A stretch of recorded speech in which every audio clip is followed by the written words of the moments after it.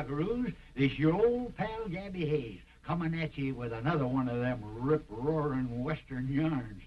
You're darn tootin'. Yes, sirree, Bob.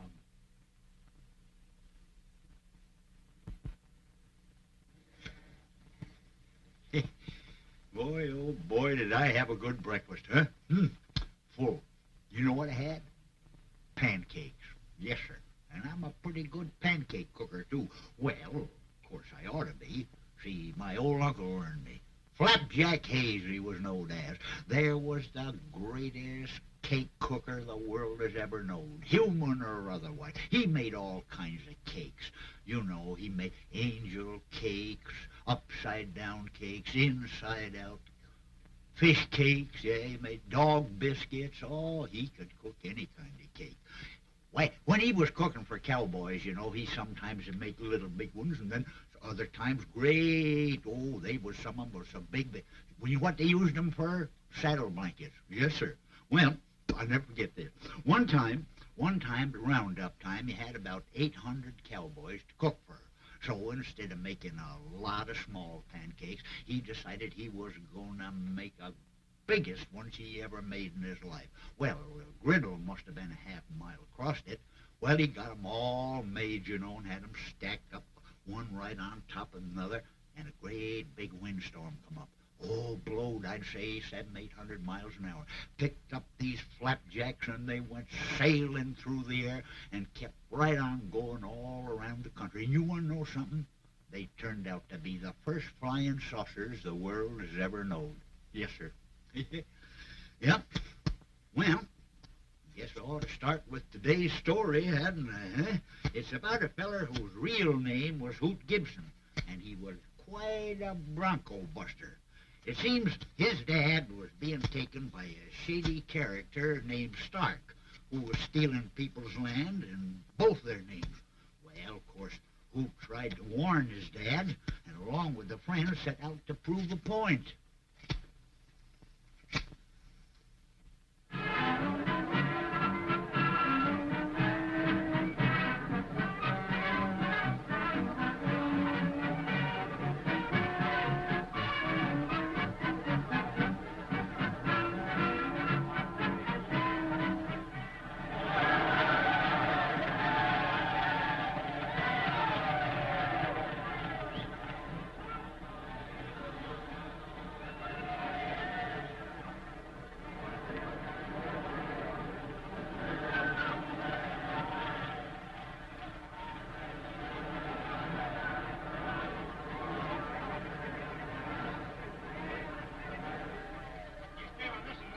Seconds, you have to get the capital prize. Yes, and if you stay on more than 2 seconds, you'll get capital money. That's all? You would seem to be worried. Hey, Neil, you want the loan of my rope to tie yourself in the saddle? Nope. You'll need it to tie yourself up with when I win this first prize. All right, let's go.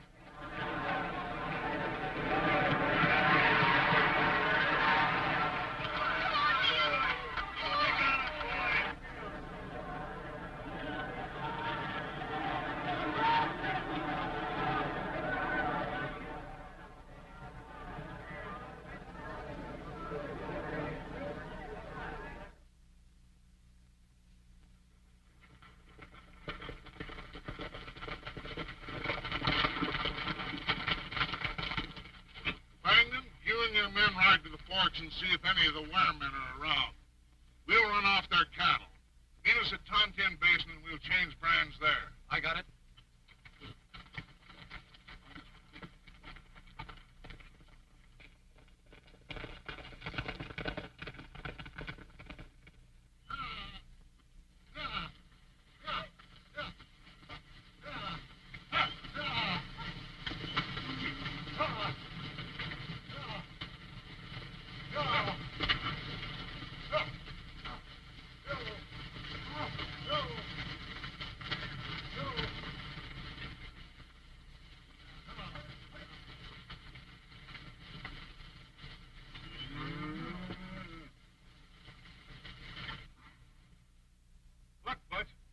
Some of the boys go over that north slope and see if you can locate those stairs. Okay, I'm on my way. What'd you say that last count was, George? I'd say it's around 700 head missing.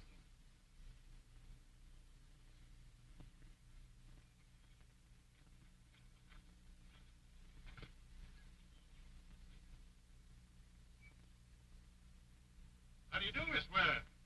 How do you do, Mr. Stark? Oh, how is your father? He's doing nicely, thank you. Could I see him?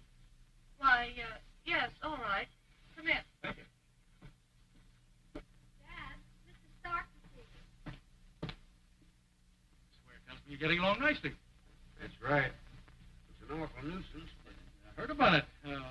Or through you, was it? No. The horse went loco and jammed me into a wall. Oh, I see. I picked a bad time for it, too. Keeps a man away from his business, such as locating stolen stock. Did you lose some, too? Yeah. That's one of the things I came over to see you about. It'd be funny if ours were mixed up, wouldn't it? What do you mean?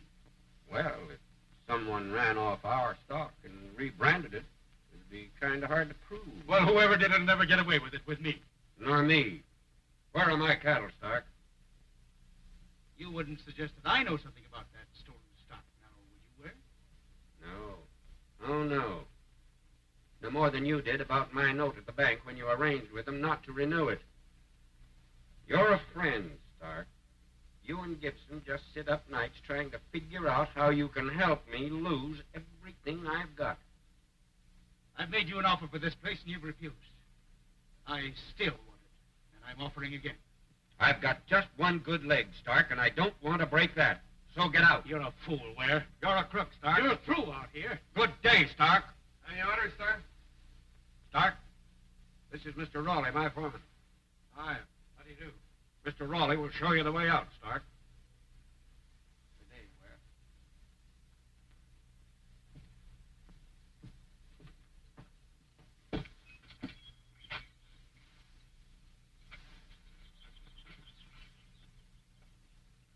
You know, I can't understand Ware's attitude toward me. He's peculiar, has his likes and dislikes. You get along with him, don't you? Get along with anyone when I want to. I hear some pretty good things about you, Raleigh. Yeah? What thing? Well, they say you understand your business, that you get along with the men. Oh, guy's got to make a living. That's right. Satisfied with yours? What do you mean? Well, there's nothing here for anyone. This place can't last much longer. Oh, you mean no wages? Men leaving? Well, yes. Can't expect men to stick along without pay. That's right. Especially when there are places that do pay. Making me an offer, Stark? I might. I could use a good man. What's your proposition? Interested? Might be. Just exactly what do you want, Raleigh? For what? Getting out of this part of the country. Someone big enough to put me out. Dorgan at least put up his hands. You wouldn't do that, would you, Stark? I don't get you. No? Well, listen. I'm not leaving here. I'm not leaving this part of the country. But when I find those cattle, you'll be leaving. And it won't be on a horse. I get you now. There's lots of ways of leaving the country, and I'm going to arrange for yours. A little different, perhaps, from your arrival in the boxcar. When you leave, it will be in just a box. Can you climb aboard your horse, or shall I boost you up? I think I'll be able to make it.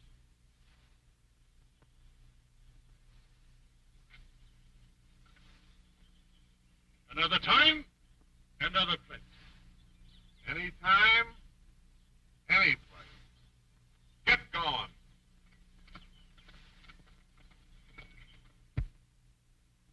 Well, if Stark had any plans that included Hoot, I reckon he started changing them right there. Hoot wasn't for sale, because he had his own plans. And when we pay off, we give the men an extra month's pay as bonus here, and one more upon delivery of stock in Kansas City. That's a good idea. I'm in on half that 2,800. Any way you want it. You're all right, Duke. Yeah, we're just a couple of big cattlemen. Good investment for a couple of nice people. Yeah, we're all right, we are. I meant the girl and her father. Oh. Now, don't get me wrong. I don't. You're just interested in the guy with a broken leg. That's right. Sure. Nobody ever fooled the Duke of Wellington. I don't know how much longer we're going to hold this bunch of cowboys. They're doing an awful lot of talking. They'll get everything that's coming to them. In 3 days. Cash on the line. Well, I hope so. Well, I'm guaranteeing it. All right, I'll tell them now. I'll tell them tonight myself. All right.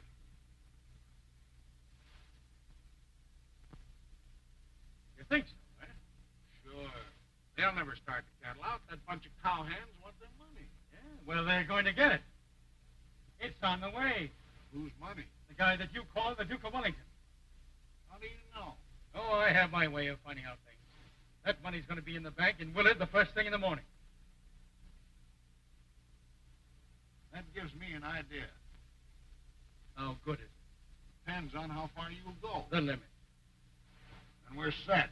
The Duke. Say, just who was that Duke of Wellington? That's the bird that licked Napoleon. Uh-huh. Well, this is the time he loses. Where's Mr. Kendall? The Duke? Yeah. Went into Willard early this morning. Alone? Oh, Butch went with him. How'd they go? The Ford said there's going to the bank. What time did they leave? About 5. Willard's a good 45 miles from there, isn't it? Better than that. Thanks.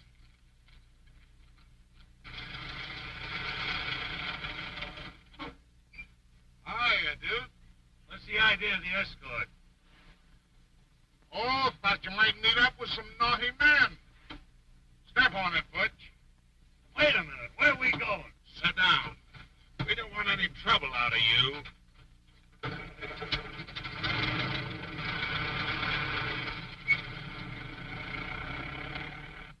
say you left there about 6 hours ago? Thanks.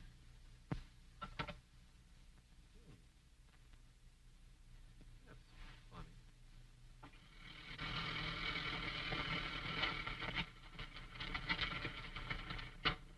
Come on, all out. Say, what's this all about? You'll find out in a minute. Come on.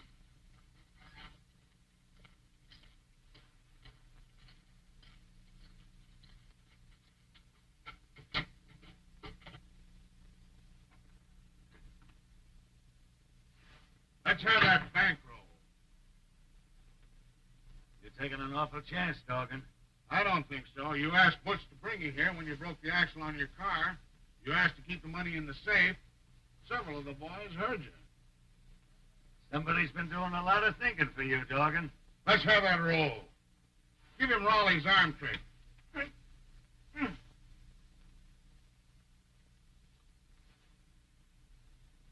Want a receipt? Big sheep man.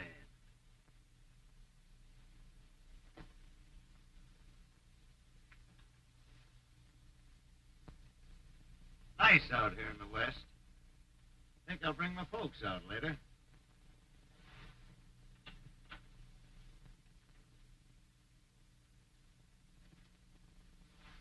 You understand, don't you? You begged Butch to keep the money overnight for you. Because you were afraid you might lose it. Isn't that right? That's right. Much obliged, Butch. Oh, don't mention it. You're a smart hombre. Make yourself comfortable. Butcher will take you on his lap and tell you a few funny stories, won't you, Butch? Yeah, I'll tell him some bedtime stories. Say, you don't know one about 2 rats, do you? Take care of him. Sit down. About now, Stark was feeling like the cat that swallowed the canary. He had Hoots, Buddy hogtied, and their money hid in the safe. It looked now as if the Hulk kit and caboodle was Stark's for the taking. And he was taken. So you two toss in $2,800 to pull us out of the hole. Stark and his gang can't get away with this stuff. I appreciate what you've done. You backed me up. You know, it looks like they won't pay off in time to start that drive. Why did you cross us, Butch? Stark's a friend of mine. I get it. You've been working for him right along. Yeah. He pays off. Well, I guess I'll do my spitting outside. Yeah, it'd be better for the rug. Don't you make any sudden break, or I'm liable to have to clunk you.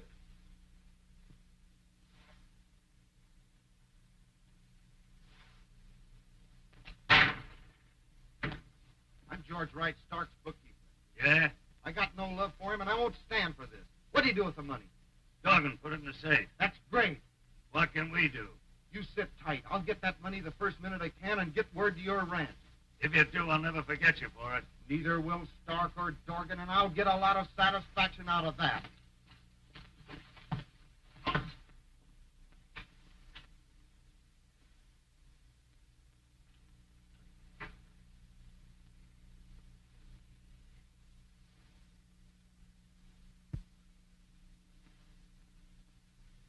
All right, boys, let's take a look at the basement. I got a hunch. Where are you going? Canteen.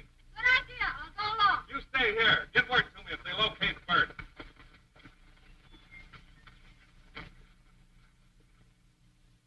Hello, Craig. What's the idea? What's yours? I'm here to win a bet. He claims you're Neil Craig, the rodeo champ, and I bet you wasn't. Neil Craig? That's what Lem says. Win the bet? Don't be funny. Oh, so that's the way of it, is it? What do you mean? He's hard to keep track of. What is your name out here? Raleigh. Raleigh. That's a new one. Lem says his name is Craig, but his real name is Gibson. Gibson. Sure, Lem used to work for his old man. Stark's partner. Yeah? You win. Tell Stark that. Now that everybody knows who everybody else is, I'll get busy.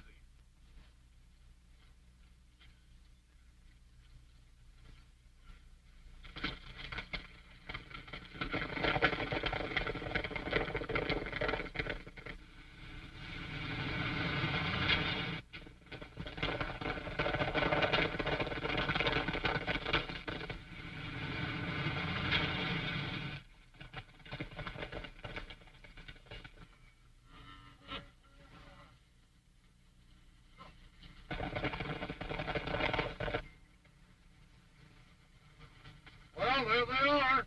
Yes, and the firm of Gibson and Stark will pay a lot of money to square this. Now, you men stick with these cattle.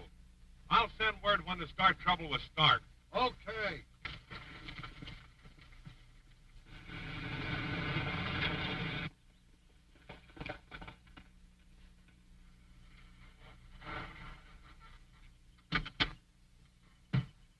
Where?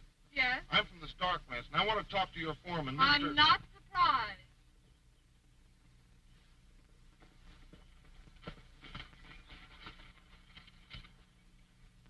This man is from your Stark ranch. I'm George Wright, Stark's bookkeeper. Yeah? He and Dorgan are holding Mr. Kendall. Well, why are you here? Because I have no use for them. They held Kendall up to stop your payroll, and here it is. Here, pay the men off. Give them a bonus now. Tell them they'll get another on delivery of that stock in Kansas City. You're great on giving orders. You'll be all right when you learn to obey them. Now, that stock's in Tontine Basin. Send word over to the men right away to start driving them in. And what do you do? I'm going over and pay Mr. Stark a little visit.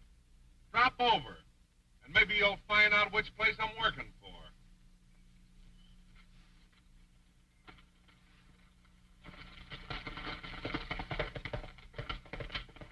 Here, take this money down to my men at the basin, pay them off, and tell them to start the drive right away. You coming with me? No, I'm going to the Stark ranch. Okay, miss.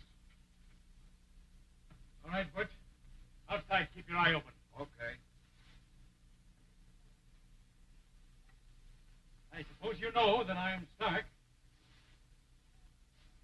I could tell that the way you strutted in here. Now, none of your wisecracks. Who is this guy that you call Sirwater Roy?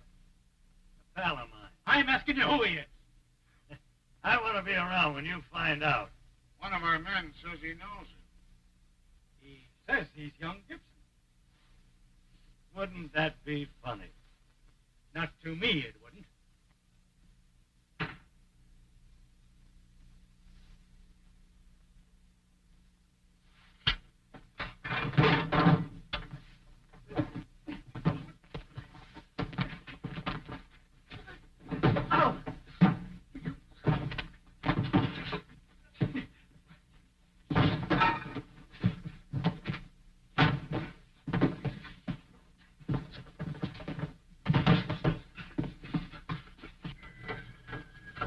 Come on, dear, let's hurry.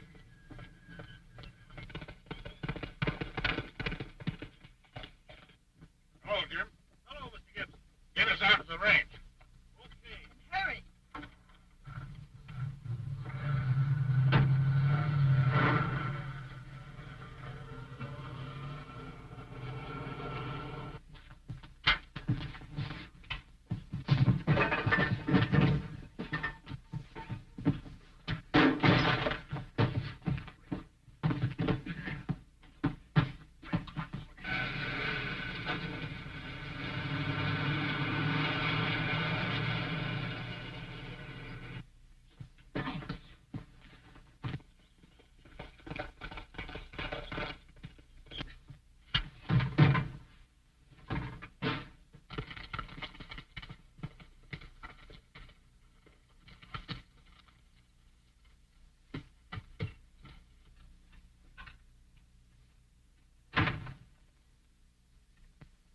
Where's Bert? Huh.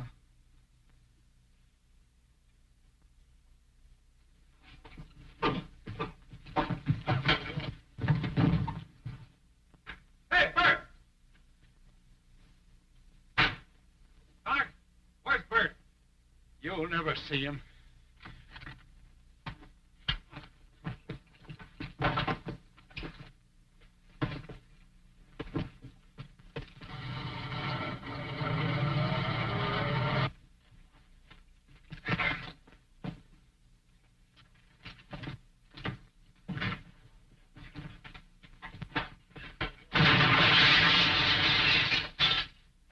Neil!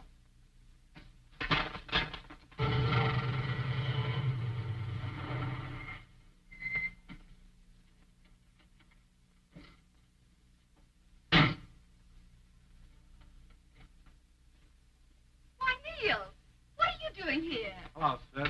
Well, what did you win this time? A chance to tell you what a nice, clean fighter I think your partner Stark is. Where is he? Lying on the floor, taking the count.